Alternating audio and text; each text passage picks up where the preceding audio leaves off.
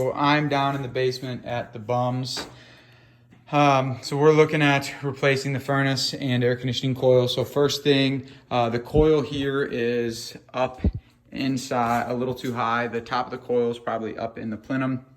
So in order to get good airflow, we need to lower where the coil's at.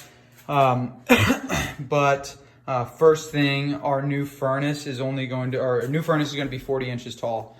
So it's going to be the same height as the existing furnace. This furnace is C width, 21 inches wide. Furnace we go back with is going to be B, 17.5 inches wide. We're going to go back with a 20 by 25 filter. Furnace is going to go up on a 6-inch base.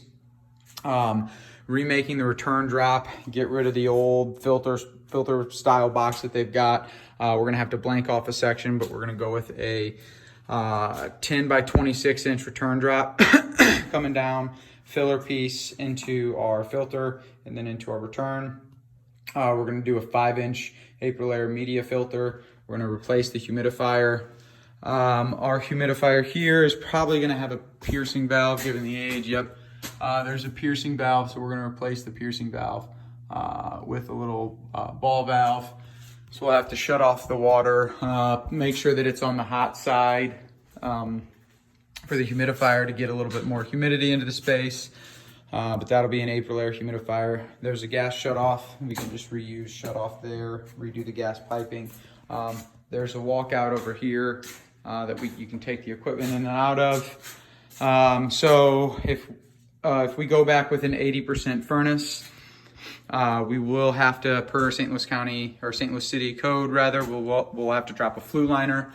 It'll be a 6-inch liner, or we might be able to get away with a 5-inch. I'll have that on the checklist. But regardless, on the water heater, we're gonna have to do something about the slope on the water heater. The inspector will hit us there. So if we're able to move where we come through with our T and our liner, if we're able to shift that up like 3/4 of an inch, we should be able to get the proper slope from the flue on our water heater into the flue liner.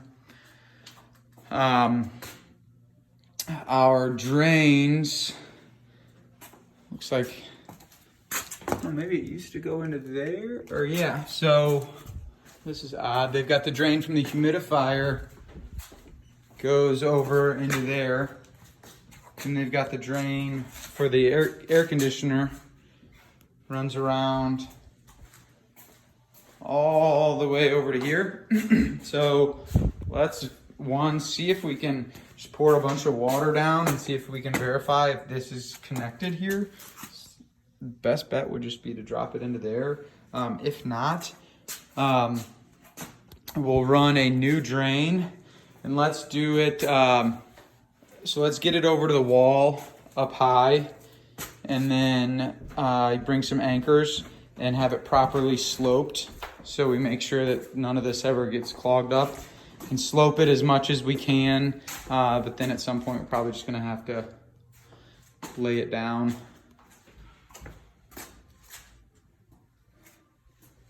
Get into our drain. That's assuming we can't just drop it into here. But our new coil put right on top of the furnace, and then we'll have to make a plenum to adjust to, actually our new furnace might be 32 inches tall, and then our coil will have to make a plenum to adjust into the supply here. This was an on-cased coil that they cased inside of the supply here. But that's it.